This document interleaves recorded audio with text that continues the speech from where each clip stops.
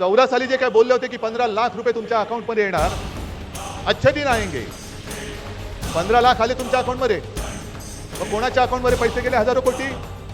भाजपा 10,000 कोटीच्या वर.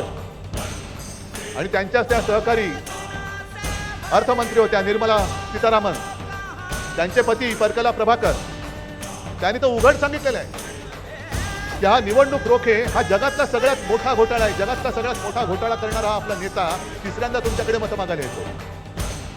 बरं किती वेळा मतं मागणार? एक तर 2 कोटी रोजगार तुम्ही देशाला देणार होता दरवर्षी. हे रोजगार कायमस्वरूपी होते? एक तर दिले तर नाहीच, पण कंत्राटी पद्धतीने तुम्ही काम देणार. म्हणजे कामगारांचं भवितव्य जो मरतोय घर चालवण्यासाठी, महागाई एवढी वाढले, जे मिळेल ते काम करण्याची ज्याची तयारी आहे किंवा एक मजबुरी आहे म्हणा पाहिजे तर, पण काम करून सुद्धा नोकरीची शाश्वती नाही.